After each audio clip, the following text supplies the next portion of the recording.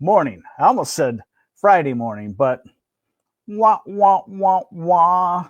It's only Thursday, but Friday will come. So what we're going to talk about today is we do have some heavy lake effect out there. In fact, I just talked to a truck driver that I trust, Danny Brewer. Why I trust him, I don't know. No, I do trust him. And he said that on 131 between Big Rapids and Cadillac, bursts of heavy lake effect that he thought was the heaviest snow that he's driven through all winter. So we have open water. We know there's no ice on the Great Lakes. We have cold temperatures. We have what I call a cyclonic flow, or what all meteorologists call a cyclonic flow. And I'll show that to you. And that stimulates the lake effect. Gives us a couple of cold days today and tomorrow, and then a sharp warm up on the way. And that precedes a wet pattern that's probably going to kick in for sometime next week. All right, here's the radar.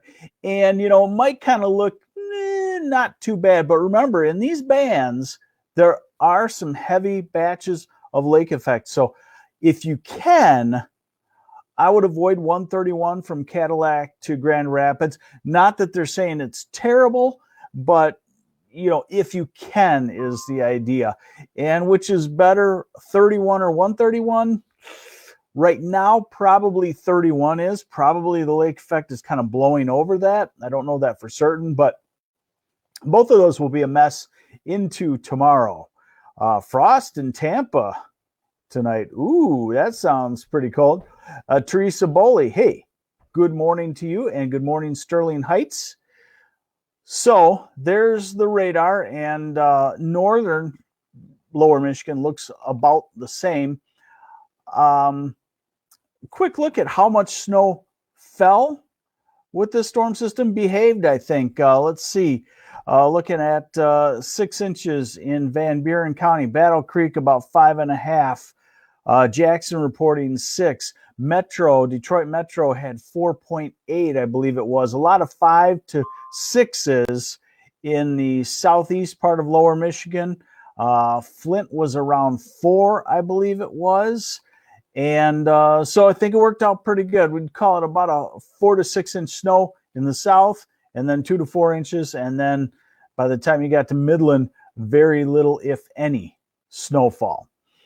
All right, so what we're looking at now is the model run, and I want to show you just the pressure pattern and what's going to stimulate this fairly heavy, widespread lake effect for this time of the year. Remember, at this time of the year, normally we have some ice on the Great Lakes, and we normally have the rest of the waters 32, 33, 34 degrees, not putting off a lot of moisture and evaporation, but it's not the case this year. So we're into this afternoon, and where you see those black lines kind of circulating in a C-shaped fashion, that means they're still circulating around the low pressure center, that cyclonic flow. That's something that lake effect needs to survive. So we're into tonight, northwest lower, the eastern UP, up to a half a foot of snow, another 6 inches or so possible over the next 24 hours. And it will creep down into Big Rapids and maybe northwest of northwest of Grand Rapids, maybe Muskegon area, an inch or two. Hey, good morning, Alva Lopez from Bay City, and Carolyn Jules ready for spring. Hey, good morning, fellow MLiver, Jessica Shepard. Now, here's tomorrow. And again, you see that circular cyclonic flow hanging on there, and we're into tomorrow evening, and it finally breaks down, and that's when the snow will come to an end. But what I want to show you is by the time we get into Sunday, we get into a stiff southerly breeze, and that's when the warm-up comes, and we could have a lot of spots at 50 or maybe in the 50s.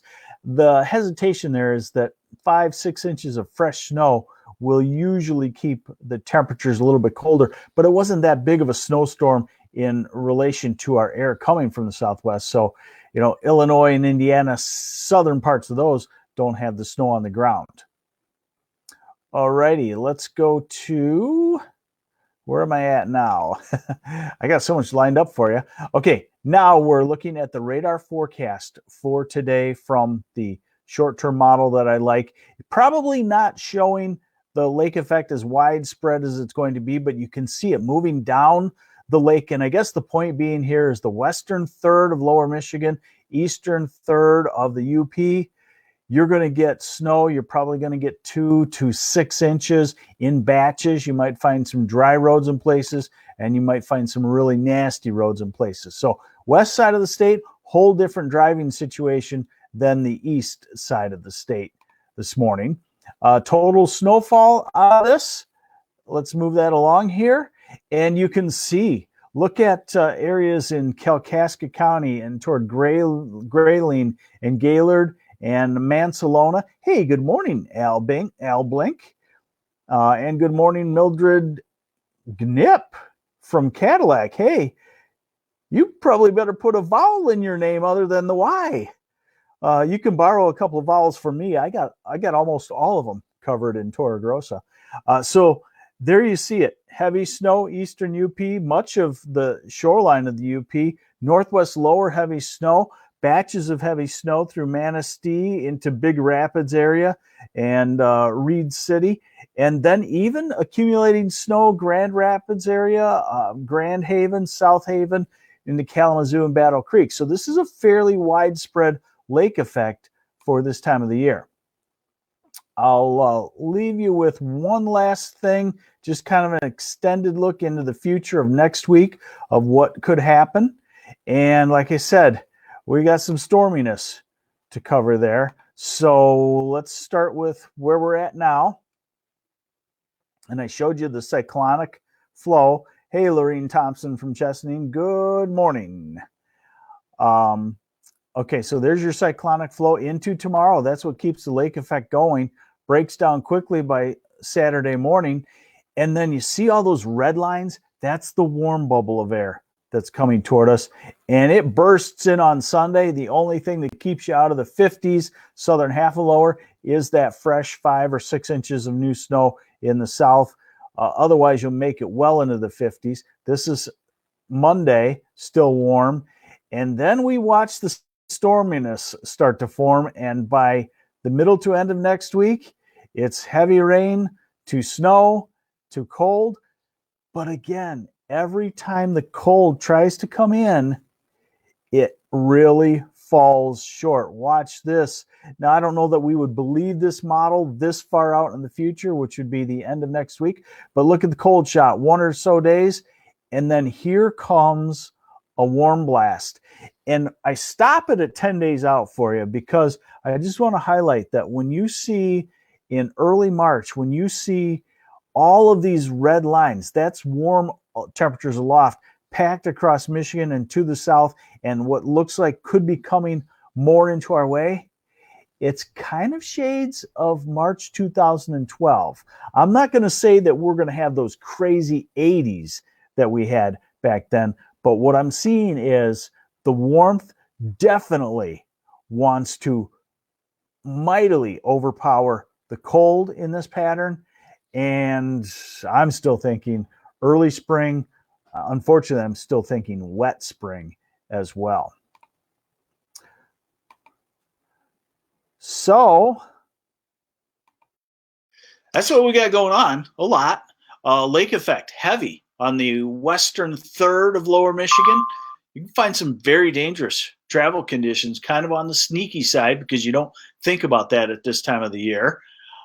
Yes, Denise, red squiggly lines are coming. Rejoice if you're ready for spring. That's a good way to put it. Quiet on the weekend, much warmer on the weekend, and then it does look like stormy weather as we go into next week, although it will be on the warm side at times. Thanks for joining me. This is MLive Chief Meteorologist Mark Torregrossa. Have yourselves a great Thursday.